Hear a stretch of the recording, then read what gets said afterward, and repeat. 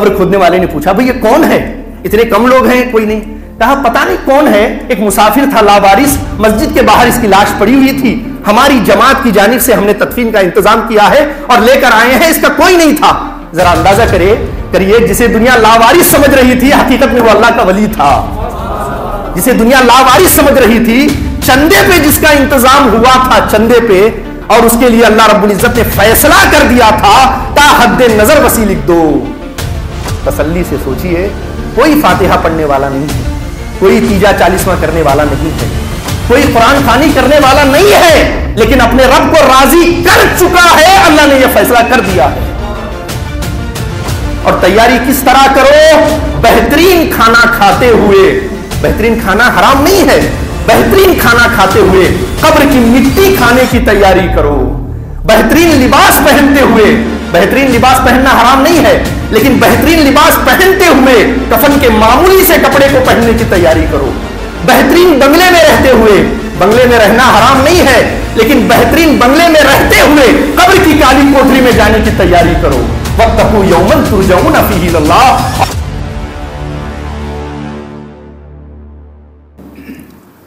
الحمدللہ الذی زین النبیین بنبیہ المصطفیٰ ومن علی المؤمنین بحبیبہ المجتبیٰ والصلاة والسلام علی سیدنا و مولانا محمد خیر الورا وعلی آلہ واصحابہ متعدبین بالتقوی اما بعد. فاعوذ باللہ السمیع العلیم من الشیطان اللعین الرجیم. بسم اللہ الرحمن الرحیم. کل نفس ذائقۃ الموت. وقال فی مقام آخر افحسبتم انما خلقناکم عبثا وانتم الینا لا ترجعون. صدق اللہ مولانا العظیم. وبلغنا رسوله النبی الامین المتین الکریم ونحن علی ما قال ربنا وبلغ رسول ربنا لمن الشاہدین والشاکرین والحمد للہ رب العالمین.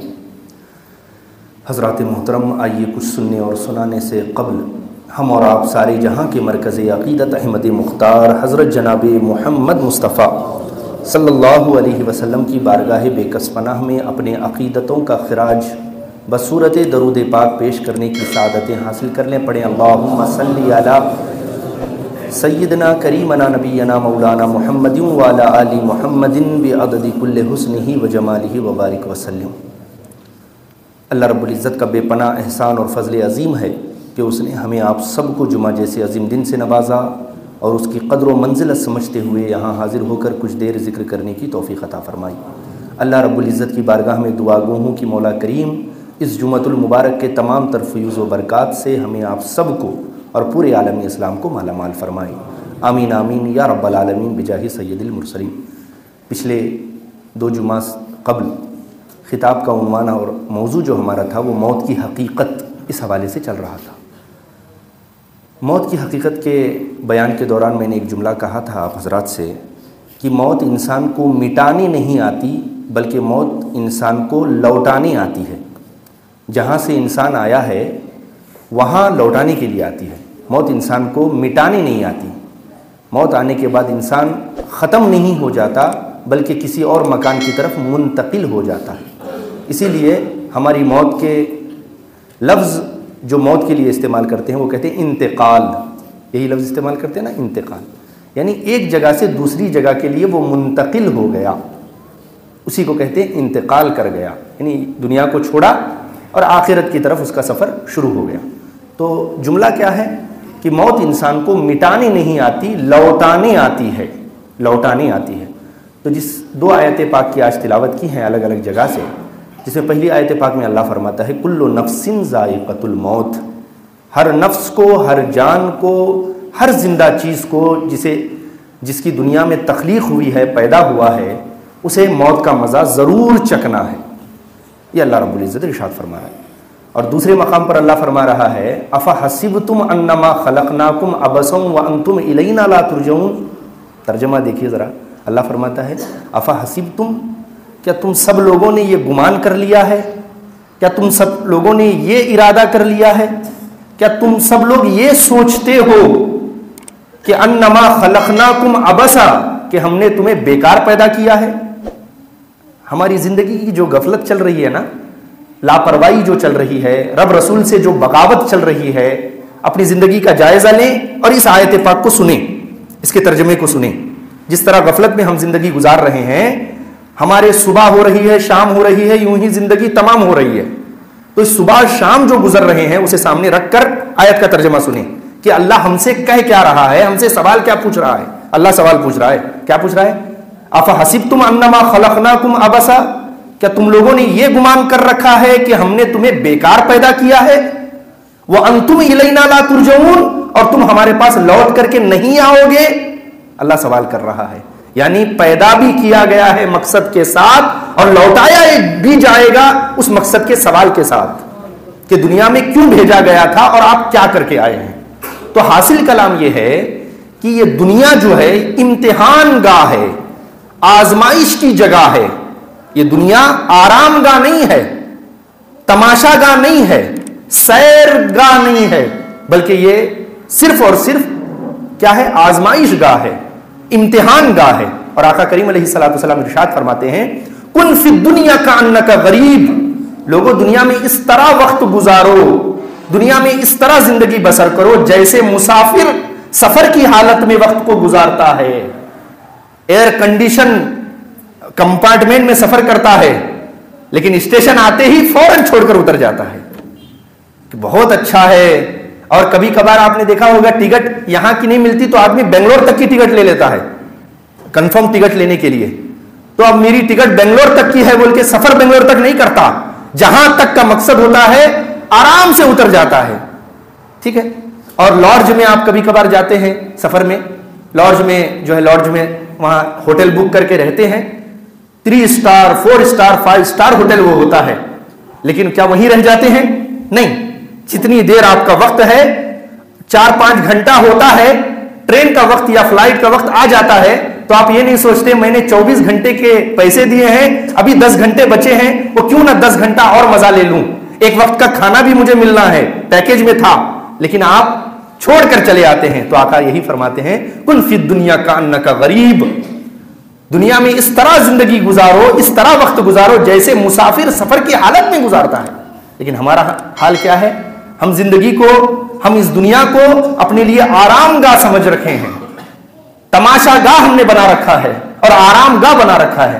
ساری دنیا کا مزہ یہی ہے، ہمارا یہ تصور بیٹھا ہوا ہے. جبکہ اندازہ کریں ہم لوگ بے وقوف نہیں ہیں، بڑے ہوشیار لوگ ہیں، بڑے شانے لوگ ہیں اور اتنے عقل مند لوگ ہیں. ہمارے مرد بھی اتنی ہی عقل مند ہیں، ہماری عورتیں بھی اتنی عقل مند ہیں، اتنی عقل مند ہیں کہ ایک جملہ کہا جاتا ہے انگلش میں to be on the safe side, کہ ہمیشہ سیف سائڈ رہو، ہمیشہ احتیاط کے ساتھ رہو، رکس نہ لو. یہ دنیا کا دستور ہے، رکس نہ لو، ہمیشہ احتیاط کے ساتھ زندگی بسر کرو. تو ہم لوگ اتنا پرفیکٹ عمل کرتے ہیں، to be on the safe side, ہمیشہ سیف سائڈ پہ رہو، اس پہ اتنا بہترین عمل کرتے ہیں. آپ ذرا غور کریں، ہماری فلائٹ ہوتی ہے 12 بجے لیکن ہم جو ہے گھر چھوڑتے ہیں 8 ہی بجے. 12 بجے فلائٹ ہوتی ہے، 8 بجے گھر چھوڑتے ہیں. کیوں؟ کہ خدا نہ خواستہ راستے میں ٹریفک مل جائے اور گاڑی ہماری اٹک جائے اور ہم وقت پہ نہ پہنچ سکے. اس لیے to be on the safe side, احتیاط کے ساتھ 8 ہی بجے نکل جاؤ. ہمارے گھر میں پارٹی ہوتی ہے، کوئی فنکشن ہوتا ہے اور ہم 100 لوگوں کو گھر میں دعوت دیتے ہیں، لیکن کھانا 100 لوگوں کا نہیں پکاتے، 125 لوگوں کا پکاتے ہیں. کیوں؟ کیونکہ کہیں کھانا ختم نہ ہو جائے اور ہمیں رسوائی کا سامنا نہ کرنا پڑے. کتنا احتیاط ہے. شاپنگ کو جاتے ہیں، اندازہ ہوتا ہے کہ ایک 50,000 کی شاپنگ کریں گے، لیکن 50,000 لے کے نہیں جاتے، 10-20 ہزار زیادہ لے کے جاتے ہیں کہ ہو سکتا ہے کوئی اور چیز پسند آ جائے. میں پوچھنا یہ چاہتا ہوں، ہر جگہ ہم اتنے ہوشیار بنے ہوئے ہیں، ہر جگہ اتنے چالاک بنے ہوئے ہیں. راشن ابھی ختم ہوتا نہیں ہے، اس سے پہلے راشن کو بھرنے کی تیاری کر لیتے ہیں. گاڑی میں پیٹرول ابھی ختم ہوتا نہیں ہے، اس سے پہلے ٹنکی فل کروا لیتے ہیں. موبائل میں بیلنس ابھی ختم ہوتا نہیں ہے، اس سے پہلے ریچارج کرا لیتے ہیں. ٹھنڈی کا موسم ابھی آتا نہیں ہے، اس سے پہلے گرم کپڑوں کی خریداری کر لیتے ہیں. بارش کا موسم ابھی آتا نہیں ہے، اس سے پہلے اپنے گھر کی چھت کو درست کرانا شروع کر دیتے ہیں. گرمی کا موسم ابھی آتا نہیں ہے، اس سے پہلے اپنے فریج کو اور اپنی اے سی کو درست کرانا شروع کر دیتے ہیں. میں پوچھنا یہ چاہتا ہوں، اتنی چھوٹی چھوٹی چیزوں میں، اتنی چھوٹی چھوٹے کاموں میں ہم اتنے شانے بنے ہوئے ہیں، اتنے ہوشیار بنے ہوئے ہیں، اتنے احتیاط پر عمل کرنے والے بنے ہوئے ہیں. چھوٹی छोटी मुसीबतों से बचने के लिए। लेकिन याद रखिए, मुसीबतों में सबसे बड़ी मुसीबत अगर कोई है तो वो रब और उसके रसूल की नाफरमानी है, उसकी नाराजगी है। घर में राशन खत्म हो जाना मुसीबत है, लेकिन ये इतनी बड़ी मुसीबत नहीं है। आप सफर में जा रहे हैं, तेल खत्म हो जाए, मुसीबत है, लेकिन इतनी बड़ी मुसीबत नहीं है। आपके पास बारिश के दिनों में आपकी घर की छत चीने लग जाए, मुसीबत है, लेकिन इतनी बड़ी मुसीबत नहीं है जितनी बड़ी मुसीबत रब रसूल की नाफरमानी है, अल्लाह और उसके रसूल की शरीयत के साथ बगावत है।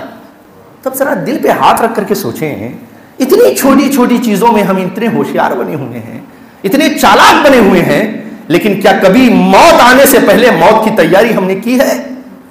कयामत के कायम होने से पहले कयामत के हिसाब और किताब की हमने तैयारी की है?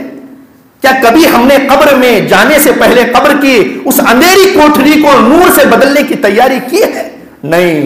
अल्लाह फरमाता है, वत्तकू यौमन तुरजऊन फीही इलल्लाह, लोगों उस दिन से डरो जिस दिन तुम्हें चाहते हुए या ना चाहते हुए अल्लाह की बारगाह में पहुंच जाना है। चाहते हुए या ना चाहते हुए अल्लाह की बारगाह में चले जाना है, उस दिन से डरो और उस दिन की तैयारी करो। और तैयारी किस तरह करो? बेहतरीन खाना खाते हुए। बेहतरीन खाना हराम नहीं है, बेहतरीन खाना खाते हुए कब्र की मिट्टी खाने की तैयारी करो। बेहतरीन लिबास पहनते हुए, बेहतरीन लिबास पहनना हराम नहीं है, लेकिन बेहतरीन लिबास पहनते हुए कफन के मामूली से कपड़े को पहनने की तैयारी करो। बेहतरीन बंगले में रहते हुए, बंगले में रहना हराम नहीं है, लेकिन बेहतरीन बंगले में रहते हुए कब्र की काली कोठरी में जाने की तैयारी करो। वत्तकू यौमन तुरजऊन फीही इलल्लाह, और ऐसी तैयारी करो कि आप रहो तो जमीन पर मगर बसो फर्श अर्श पर, चलो जमीन पर मगर सैर करो जन्नते मुईन पर। आपके जिस्म का ताल्लुक इस खाक से हो मगर आपके रूह का ताल्लुक लौलाद से हो। और इस शेर पे अमल करने वाले बन जाओ कि दुनिया में हूं मगर दुनिया का तलबगार नहीं हूं, दुनिया में हूं मगर दुनिया का तलबगार नहीं हूं, बाजार से गुजरा हूं खरीदार नहीं हूं, बाजार से गुजरा हूं खरीदार नहीं हूं। दुनिया में अल्लाह ने भेजा है, एक मकसद के साथ भेजा है, एक जिंदगी की जिम्मेदारी के साथ भेजा है। उस जिम्मेदारी को समझते हुए दुनिया को आखिरत की खेती बनाते हुए जिंदगी बसर करने की कोशिश करो। लेकिन हमारा हाल क्या है? हमारा जवाब क्या है? अगर कोई समझा दे कि आखिरत के लिए वक्त निकालो, मौत के लिए, मौत की तैयारी के लिए वक्त निकालो, कयामत के हिसाब और किताब के लिए वक्त निकालो, तो जवाब क्या है? क्या करें मौलवी साहब, वक्त ही नहीं है, पूरा बिजनेस अकेला देखता हूं, 10 मिनट वहां से हिलने की फुर्सत नहीं है, इतना मसरूफ हूं, इतना मसरूफ हूं। और नजर भी आता है कि मसरूफ है, नजर भी आता है कि वो बड़ा बिजी है, 10 मिनट दुकान छोड़कर नहीं जा सकता, नजर भी आता है। लेकिन होता ऐसा है कि कुछ ही दिन के बाद हजरत के पास आता है वो शख्स जिसके पास 10 मिनट नहीं थे, और आके क्या कहता है पता है आपको? हजरत दुआ करिए, एक टेंडर मैंने भरा है काम के लिए, दुआ करिए अल्लाह से कि हो जाए और वो काम मिल जाए। अब हजरत पूछे उससे कि बाबा तेरे पास 10 मिनट नहीं था, इतने बड़े काम के लिए तू वक्त कैसे निकालेगा? 10 मिनट नहीं था पहले, अब टेंडर भरा है, अगर वो प्रोजेक्ट तुझे मिल गया तो तू इतना बड़ा वक्त उसके लिए कैसे निकालेगा? अब उसका जवाब पता है क्या है? हजरत बस दुआ करिए मिल जाए काम, जब काम मिल जाएगा तो वक्त भी किसी ना किसी तरह निकाल लूंगा। तो बाबा जब एक दुकान होते हुए दूसरे दुकान के लिए हम वक्त निकाल सकते हैं, एक मकान के होते हुए दूसरे मकान को बनाने के लिए वक्त निकाल सकते हैं, एक बिजनेस के होते हुए दूसरे बिजनेस को खोलने के लिए वक्त निकाल सकते हैं, और एक कारोबार के होते हुए दूसरे कारोबार को फैलाने के लिए वक्त निकाल सकते हैं, तो मौत के बाद दोबारा मौत तो नहीं आनी है। एक बार हिसाब का दफ्तर खुलने के बाद दोबारा उसके ऊपर राइटिंग करने का वक्त तो नहीं मिल रहा है, तो उसके लिए हमने कौन सा वक्त निकाला है, उसके लिए हमने कौन सा टाइम मुतय्यन किया है? याद रखिए, सिर्फ हम मसरूफ नहीं हैं, हमसे पहले भी बड़े मसरूफ लोग गुजरे हैं, और इतने बड़े मसरूफ लोग गुजरे हैं जो सल्तनत की बागडोर को संभाला करते थे, जो उमूर सल्तनत को पूरा किया करते थे। पिछले 2 जुमा पहले मुझे याद आ रहा है, मैंने एक खिताब में हजरत कुतुबुद्दीन बख्तियार काकी रहमतुल्लाह अलैह के हवाले से बात की थी कि कितनी अजीम शख्सियत कुतुबुद्दीन बख्तियार काकी की थी। उनका विसाल हो गया, जनाजा हो गया, लाखों लोग जनाजे में शिरकत किए, लाखों लोग एक मैदान में उनका जनाजा रखा गया। क्योंकि कभी ऐसा होता है कि जब लोग किसी मैयत के जनाजे में शिरकत करते हैं तो लोगों के जमा होने की वजह से उस मैयत की मगफरत हो जाती है, लेकिन कुछ जनाजे ऐसे होते हैं कि उस जनाजे की बरकत से जनाजा पढ़ने वालों की मगफरत हो जाती है। कुछ गुनहगार ऐसे होते हैं कि लोग जमा हो जाएं तो मैयत की मगफरत होती है, اور کچھ میتیں ایسی مبارک اللہ کی بارگاہ میں ہوتی ہیں کہ جو ان کی جنازے میں شریک ہوتا ہے اللہ دعا ان کے لیے ہوتی رہتی ہے, اللہ ان پیچھے والوں کی مغفرت فرماتا رہتا ہے. تو یہ جنازہ انہی لوگوں میں سے تھا جو اپنی مغفرت کے لیے وہاں آئے ہوئے تھے اللہ کی بارگاہ میں. تو قطب الدین بختیار کاکی کا جنازہ رکھا ہوا ہے, لاکھوں لاکھ لوگ ہیں, وقت کے بڑے بڑے شہنشاہ سلطان ان کے مرید ہیں. اب انتظار ہے کہ حضرت کا جنازہ کون پڑھائے گا, کون آگے بڑھ کر کے اس سعادت کو حاصل کرے گا. کوئی آگے آنے کو تیار نہیں. تو آپ کے ایک مرید آگے بڑھے, جیب سے انہوں نے ایک پرچہ نکالا, پرچے میں حضرت کی آخری وصیت لکھی ہوئی تھی. پتہ ہے آخری وصیت کیا تھی؟ حضرت نے فرمایا تھا کہ میرا جنازہ وہ پڑھائے جس کے اندر یہ 4 خوبیاں ہوں, اسی کو میری نماز جنازہ پڑھانے کی اجازت ہے اور کسی کو نہیں ہے. اس میں لکھا ہوا تھا پہلی شرط یہ ہے کہ اس کی کبھی تکبیر اولا بھی نہ فوت ہوئی ہو. سمجھ رہے ہیں؟ نماز نہیں, فرض نماز چھوٹی ہو نہیں اور جماعت چھوٹی ہو نہیں, تکبیر اولا بھی اس کی فوت نہ ہوئی ہو, ویسا شخص میری نماز جنازہ پڑھائے.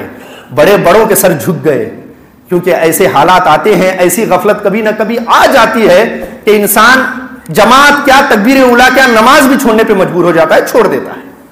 تو سارے لوگوں کے سر جھک گئے. ابھی ایک ہی شرط تھی, دوسری شرط بھی جس کی تہجد بھی کبھی قضا نہ ہوئی ہو وہ شخص میرا نماز جنازہ پڑھائے. سر اور جھک گئے. بڑے بڑے پیر, بڑے بڑے فقیر, بڑے بڑے مفتی, بڑے بڑے شیخ الحدیث سب جنازے میں شریک ہیں, لیکن سارے لوگوں کے سر جھکے ہوئے ہیں. تیسری شرط پڑی گئی کہ جس نے فرض چھوڑو سنت غیر موقدہ کو بھی نہ چھوڑا ہو, یعنی ظہر عصر اور عشاء کی سنتوں کو بھی جس نے نہ چھوڑا ہو وہ میری نماز جنازہ پڑھائے. آج تو یہاں فرضی چھوٹ رہا ہے, سنتوں کی بات کون کرے. ٹھیک ہے. اور چوتھی شرط اس نے, پڑھنے والے نے پڑھی کہ چوتھی شرط یہ ہے کہ کبھی اس کی نگاہ کسی غیر محرم پہ نہ پڑی ہو جس کے اندر یہ 4 خوبیاں ہو, وہ میری نماز جنازہ پڑھائے. بڑی دیر گزری, کوئی آگے آنے کو تیار نہیں, کوئی آگے بڑھنے کو تیار نہیں, کسی کے اندر وہ کوالٹی نہیں پائی جا رہی. تو 7ویں صف سے ایک شخص نکلا, سر جھکائے, آنکھوں سے آنسو جاری ہیں, لوگوں کو سرکاتے ہوئے جنازے تک پہنچا اور حضرت قطب الدین بختیار کاکی رحمت اللہ علیہ کے سرہانے آ کر کھڑا ہو گیا اور چادر ہٹائی. کہا حضور آپ تو پردہ کر گئے, لیکن میری دنیا کے سامنے میرا پردہ آپ نے کھول کے آپ چلے گئے. آپ تو پردہ کر گئے لیکن میرا پردہ دنیا کے سامنے آپ نے کھول دیا. اس کے بعد لوگوں کی طرف وہ شخص متوجہ ہوا. دنیا نے دیکھا وہ کسی مدرسے میں پڑھانے والا شیخ الحدیث نہیں تھا, بلکہ دلی کی تخت پر بیٹھنے والا, سلطنت کو چلانے والا شمس الدین التمش تھا. ذرا اندازہ کریں, بادشاہ وقت ہو کر جب اس کے اندر یہ خوبیاں پائی جا سکتی ہیں تو ہم اور آپ کون ہیں. پھر انہوں نے حلف اٹھایا اور کہا اللہ کے عزت کی قسم ہے, جب سے میں نے اللہ کی بارگاہ میں سچی توبہ کی ہے اور اپنے شیخ کو گواہ بنا کر بیعت کی ہے, اس دن سے لے کر آج تک میری نگاہ کبھی کسی غیر محرم پہ اٹھی بھی نہیں ہے. تو یہ وہ لوگ تھے جو وقت نکالتے تھے, جو وقت, جن کے پاس وقت بناتے تھے اور دنیا کو انہوں نے مسافر خانہ سمجھ رکھا تھا اور آقا کی اس بات پر عمل کرتے تھے, کن فی الدنیا کانک غریب, دنیا میں اس طرح زندگی گزارو جیسا مسافر سفر کی حالت میں زندگی گزارتا ہے. یہ وہ لوگ تھے. لیکن ہم نے امتحان گاہ کو, آزمائش گاہ کو تماشا گاہ بنا رکھا ہے, چراہ گاہ بنا رکھا ہے اور آرام گاہ بنا رکھا ہے, اور ہم سمجھ رہے ہیں دنیا سب کچھ یہی ہے, لیکن دنیا سب کچھ یہی نہیں ہے. حضرت مسلم بن عمر رضی اللہ تعالیٰ عنہ ایک بزرگ گزرے ہیں, بڑے بزرگوں میں سے ہیں. ان کا واقعہ حضرت جلال الدین, علامہ جلال الدین سیوطی رحمت اللہ علیہ لکھتے ہیں. بڑے محدث گزرے ہیں, ہر مکتب فکر سے تعلق رکھنے والا شخص ان کو پڑھتا ہے اور ان کو پڑھایا جاتا ہے. علامہ جلال الدین سیوطی رحمت اللہ علیہ جو حضور کے بہت زمانے بعد پیدا ہوئے, لیکن 57 مرتبہ انہوں نے حضور کی جاگتے ہوئے زیارت کی ہے. اتنی عظیم شخصیت اس واقعے کو لکھ رہی ہے, تو اندازہ کریں واقعہ کا لیول کتنا بڑا ہوگا. حضرت مسلم بن عمر رضی اللہ تعالیٰ عنہ فرماتے ہیں کہ ایک جنازے سے میں فارغ ہوا, نماز جنازہ کو گیا ہوا تھا, فارغ ہوا. جنازے سے فارغ ہونے کے بعد میری ملاقات گورکن سے ہوئی. گورکن سمجھتے ہیں؟ قبر کھودنے والا, گور کھودنے والا, قبر کھودنے, اسے کہتے ہیں گورکن. اس سے ملاقات ہوئی, سلام دعا ہوئی. ذرا دل آخرت کو یاد کرنے کی طبیعت ہو رہی تھی جنازے سے لوٹنے کے بعد. فرماتے میں نے اس سے پوچھا کہ بھائی تیرا کام ہی کچھ الگ ہے, کیا کبھی تو نے زندگی میں کوئی الگ چیز دیکھی ہے قبرستان میں؟ یہیں رہتا ہے, یہیں کام کرتا ہے, کیا کوئی الگ چیز تو نے دیکھی ہے؟ اتنا پوچھنا تھا, وہ رونے لگا. کہا حضور ایک واقعہ میری زندگی میں گزرا ہے، ساری زندگی میری بیت گئی یہی کام کرتے ہوئے، قبروں کو کھودتے ہوئے، اور باپ دادا سے مجھے یہ کام ملا ہوا ہے. میرے دادا بھی قبر ہی کھودتے تھے، میرے باپ بھی قبر کھودتے تھے، اب میں بھی وہی کر رہا ہوں. زندگی بیت گئی. ایک بار میری زندگی میں ایک واقعہ ہوا تھا، زندگی بیت رہی ہے لیکن وہ واقعہ کبھی بھول نہیں پا رہا ہوں. پوچھا کیا ہوا؟ ہوا یہ، میں ہر روز آتا تھا، قبروں کو کھودتا تھا. میرا ایک ٹارگٹ ہوتا تھا 2-3 قبریں روزانہ کھودنا، اور جب کوئی قبر دفنانے کے لیے کسی جنازے کو لایا جاتا میں اس سے اپنی اجرت لیتا اور اس کو قبر اس کے حوالے کر دیتا. ایک دن میں نے 2 قبریں کھودی، ارادہ تھا 3 قبریں کھودنے کا. تیسری قبر کھودنے لگا تو جیسے ہی میں نے اسے کھودنا شروع کیا اس کے اندر سے ایک حرارت آنے لگی، جھال آنے لگی، اور اتنا میں پریشان ہوا کہ اس سے پہلے کبھی قبر کھودتے ہوئے اتنا زیادہ پریشان نہیں ہوا تھا. لیکن بڑی کوشش کے بعد میں نے اس قبر کو تیار کر لیا. جب تینوں تیار ہو گئے، پاس میں ایک درخت تھا، اس کو ٹیک لگا کر میں وہیں بیٹھ گیا. کہتے ہیں کہ بیٹھا، نیم خواب کے عالم میں چلا گیا. تھوڑی سی نیند جیسی آنے لگی تھکن کی وجہ سے. کہا کہ تھوڑی سی نیند آنے لگی. اتنے میں نے دیکھا کہ آسمان سے 2 لوگ اترے ہیں، نورانی لوگ ہیں، سواری بھی نورانی ہے اور وہ خود بھی نورانی ہے. وہ آ کر پہلی قبر کے سامنے کھڑے ہو گئے. ایک شخص قبر کے ادھر کھڑا ہو گیا، ایک شخص ادھر کھڑا ہو گیا، اور ان کے ہاتھ میں ایک دفتر ہے، لکھنے کا ایک رجسٹر ہے. ایک شخص نے دوسرے سے کہا اس قبر والے کے بارے میں لکھ دو. سامنے والے نے کہا کیا لکھوں؟ کہا 12 میل چوڑی لکھ دو، 12 میل لمبی لکھ دو. قبر کی وسعت کے بارے میں کہہ رہا ہے، 12 میل چوڑی لکھ دو، 12 میل لمبی لکھ دو. لکھنے والے نے لکھ لیا. اب وہ لوگ دوسری قبر پہ آئے اور کہا لکھ دو. سامنے والے نے پوچھا کیا لکھوں؟ کہا تا حد نظر وسیع لکھ دو، جہاں تک نظر جائے وہاں تک وسیع لکھ دو. اب لکھنے والے نے اس کو لکھ لیا. اب آئے تیسری قبر کی طرف، کہا اس کے بارے میں بھی لکھ دو. پوچھنے والے نے پوچھا کیا لکھوں؟ کہا میرے 2 انگلیوں کے درمیان جتنی جگہ ہے اتنا لکھ دو. اللہ اکبر، اندازہ کریں اتنی جگہ لکھ دو. اب لکھنے والے نے وہ بھی لکھ دیا، وہ غائب ہو گئے. فرماتے ہیں میرے ہوش اڑ گئے. اب میں منتظر تھا کہ دیکھوں ان قبروں میں کون آتا ہے، ان قبروں میں کون لایا جاتا ہے، میں دیکھوں. تھوڑی دیر گزری، ایک جنازہ آیا جس کے ساتھ گنتی کے 20-25 لوگ تھے، اور غریب طبقے کے لوگ تھے. کوئی بڑا پہچاننے والا آدمی بھی نہیں تھا، کوئی مفتی صاحب بھی اس میں شرکت نہیں تھے دعا کے لیے. معمولی سا جنازہ تھا. لوگ آئے اور آ کر انہوں نے مجھ سے وہ قبر خریدی جو پہلی والی تھی، جس کے بارے میں کیا لکھا گیا تھا؟ 12 میل چوڑی لکھ دو، 12 میل لمبی لکھ دو. اس قبر کو انہوں نے خریدا. میں نے پوچھا بھئی یہ کون ہے؟ کہا یہ ہمارے محلے کا بڑا غریب شخص ہے جس نے بڑی غربت میں زندگی گزاری ہے. ہاں غربت میں زندگی گزاری ہے، بے غیرتی میں زندگی نہیں گزاری. کھانے کو کچھ نہیں ہوتا تھا لیکن رب کی منع کردہ چیز کی طرف اس کا ہاتھ نہیں جاتا تھا.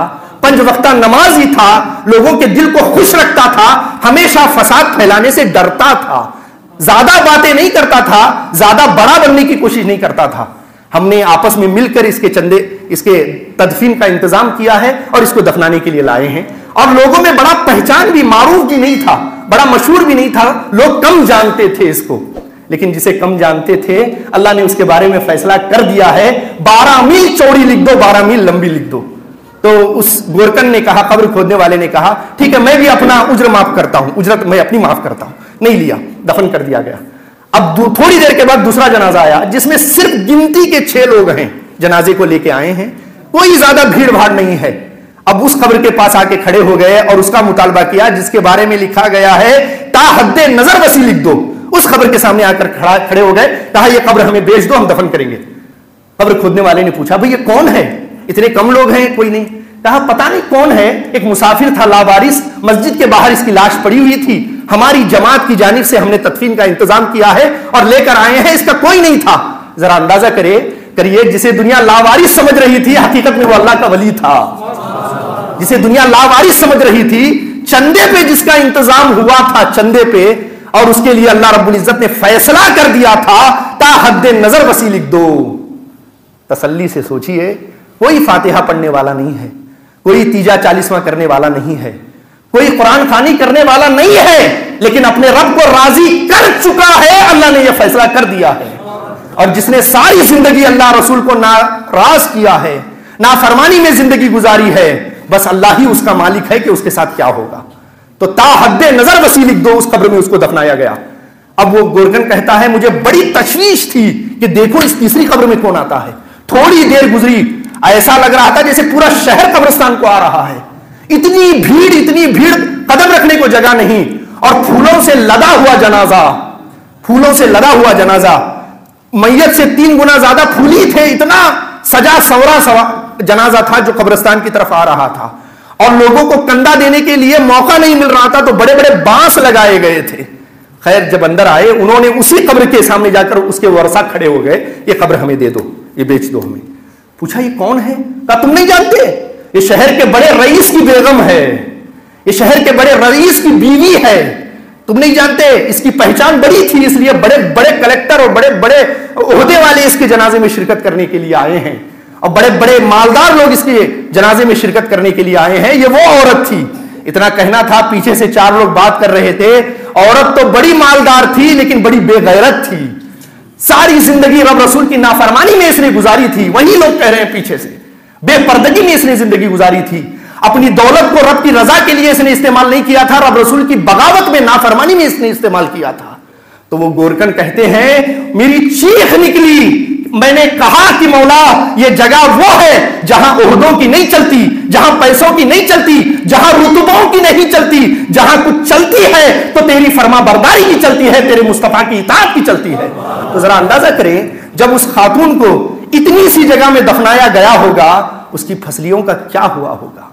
تو اللہ رب العزت نے ارشاد فرمایا افحسبتم انما خلقناکم عبثا وانتم الینا لا ترجعون، لوگو کیا تم نے یہ گمان کر رکھا ہے کہ ہم نے تمہیں بے مقصد دنیا میں بھیجا ہے، بغیر کسی مقصد کے بھیجا ہے؟ نہیں، اور تم یہ گمان کرتے ہو کہ تمہیں لوٹ کر اللہ کی بارگاہ میں نہیں آنا ہے؟ ہرگز نہیں۔ وما خلقت الجن والانس الا لیعبدون، انسان کو دنیا میں بھیجنے کا مقصد ہی یہ ہے کہ وہ اللہ اور اس کے رسول کی فرما برداری میں زندگی بسر کرے، اللہ کی عبادت میں زندگی بسر کرے، رسول کی فرما برداری میں زندگی بسر کرے، اور دنیا کو آخرت کی کھیتی بنا لے، اور دنیا کو اتنا سجا لے، سوار لے کہ آخرت میں وہ کام آئے۔